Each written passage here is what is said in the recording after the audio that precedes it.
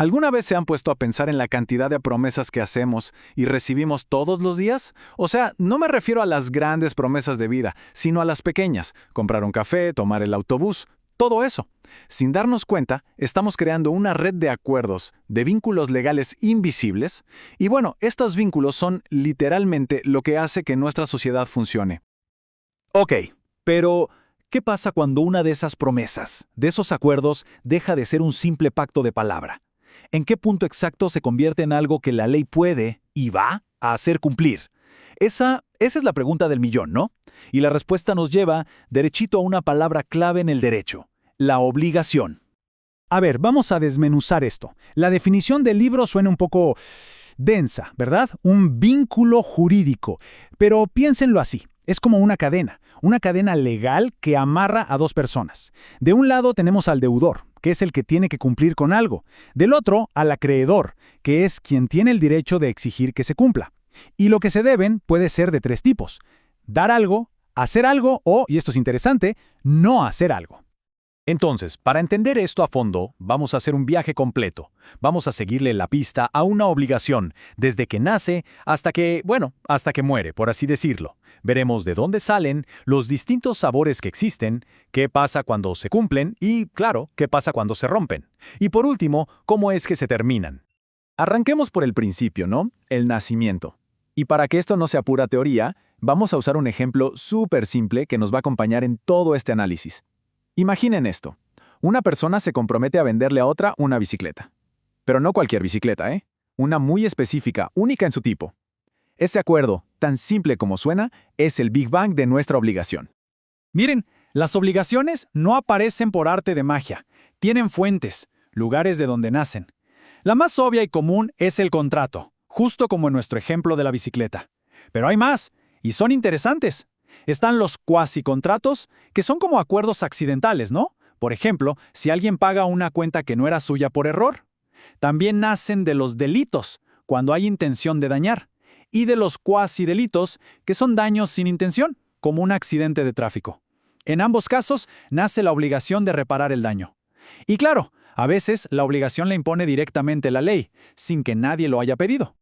Y esto nos lleva de vuelta a la fuente número 1, el contrato. De hecho, el propio Código Civil lo deja clarísimo. Dice que un contrato es justo eso, un acto donde una parte se obliga con otra. En nuestro caso de la bici, es un espero perfecto. El vendedor se obliga a dar la bicicleta y el comprador a dar el dinero. Es un vínculo que nace 100% de la voluntad de ambos. Bueno, sigamos avanzando. Una vez que la obligación ya nació, tenemos que entender algo clave. No todas son creadas iguales, para nada. Vienen en distintas presentaciones, por así decirlo, y cada una tiene su propio manual de instrucciones. Y aquí llegamos a una de las distinciones más interesantes de todo este tema. Pongan atención. Por un lado, tenemos las obligaciones civiles. Estas son las de peso, las que tienen dientes. Si el vendedor no entrega la bici, el comprador puede ir a un tribunal y demandar, fácil. Pero luego están las obligaciones naturales, y estas son otra cosa. Piénsenlas como deudas de honor. La ley sabe que existen, pero no da herramientas para forzar su pago. Ahora, lo increíble es que si el deudor decide pagar por su cuenta, voluntariamente, ese pago es totalmente válido y no puede pedirlo de vuelta. Es como si la ley dijera: no te puedo obligar, pero reconozco que moralmente tenías que hacerlo. Veamos algunos ejemplos para que quede súper claro. ¿Han oído hablar de que las deudas prescriben? Bueno, eso significa que ya pasó tanto tiempo que legalmente no se pueden cobrar en un juicio. En ese momento la obligación civil muere, pero se transforma en una obligación natural. La deuda moral sigue vivita y coleando. Y si la persona paga, pues, pago bien hecho está. Pasa algo parecido con algunas deudas de menores o con contratos que tuvieron algún error de forma. Es de verdad fascinante ver cómo la ley le da su lugar a estos compromisos que son más morales que legales. Volvamos a nuestra bici, que nos sirve para todo. Aquí hay otra diferencia que es importantísima. A ver, se está vendiendo esta bicicleta, la azul de carrera con el rayón en el marco y el número de serie 123. Eso es, pongan atención, una obligación de especie o cuerpo cierto. Es única.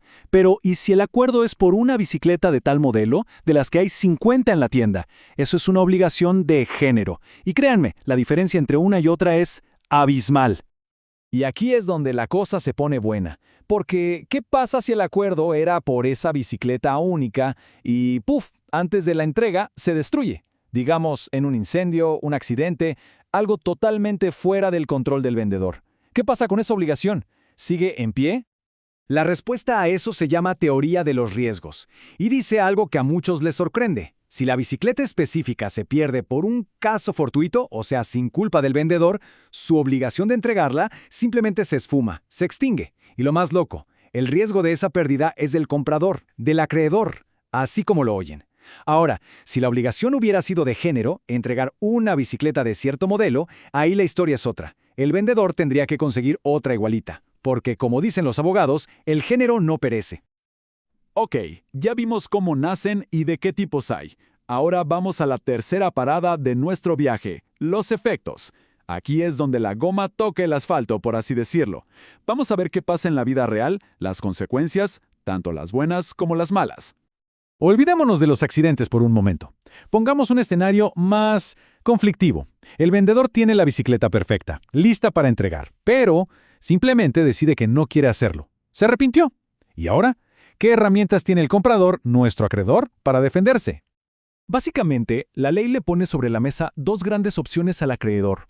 Opción A, el cumplimiento forzado. Esto es ir donde un juez y decirle, oiga, obliga a esta persona a que me entregue la bicicleta que me prometió. Opción B, el cumplimiento por equivalencia, que suena complicado pero es simple, es la famosa indemnización de perjuicios. O sea, ¿no me quieres dar la bici? Ok, entonces págame una cantidad de dinero que compense el no tenerla. Pero ojo, que dentro de la indemnización también hay niveles. Está la compensatoria, que es el dinero que reemplaza a la bicicleta. Es una cosa o la otra. O te dan la bici o te dan el dinero que la vale. No se pueden pedir las dos cosas porque sería cobrar doble. Pero también está la indemnización moratoria, y esta es por la demora. Así que aquí sí se puede pedir la bicicleta y además una platita extra por todo el tiempo que se tardaron en entregarla. Una cosa es el objeto y otra el perjuicio por el retraso. Y con eso llegamos al final del camino. La última etapa en la vida de una obligación, su extinción. Porque como todo en la vida, estos vínculos no son para siempre. En algún momento tienen que terminar. Vamos a ver cómo es que se apaga esa cadena legal. La ley nos da una lista completa de formas en que una obligación puede morir.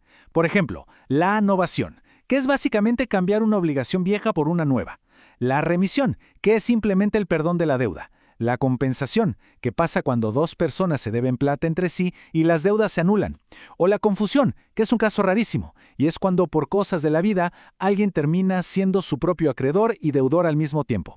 Pero, de todas estas formas hay una que es la reina, la más lógica y común de todas. Y esa es, como se imaginan, el pago. No hay más ciencia. El pago es simplemente cumplir con lo que se prometió. En nuestro ejemplo de la bicicleta, todo termina de la manera ideal. El vendedor entrega la bici, el comprador paga el precio acordado. ¡Listo! El vínculo legal cumplió su misión y ¡puf!, se desvanece. Pero esperen, hay una última forma de extinción que es un poco más filosófica, si quieren, la prescripción. Y esto es clave. La prescripción no mata la obligación en sí. Lo que mata es algo más específico, la acción. O sea, el derecho de ir a un tribunal a exigirla. Si el acreedor se duerme en los laureles y deja pasar años sin cobrar, la ley le dice, lo siento, se te acabó el tiempo para demandar. Y esto nos trae de vuelta al punto de partida, cerrando el círculo perfecto con las obligaciones naturales. Piénsenlo, si una deuda prescribe, si ya no se puede cobrar en la corte, ¿significa que la obligación desapareció por completo? ¿Que la deuda ya no existe? Y la ley nos da una respuesta fascinante. El vínculo legal que se puede forzar, ese sí desaparece. Pero la obligación moral, la deuda de honor, esa obligación natural, esa sigue ahí, intacta. Un final que nos deja reflexionando sobre esa línea finita y a veces borrosa entre lo que la ley puede obligar y lo que simplemente sabe que es correcto.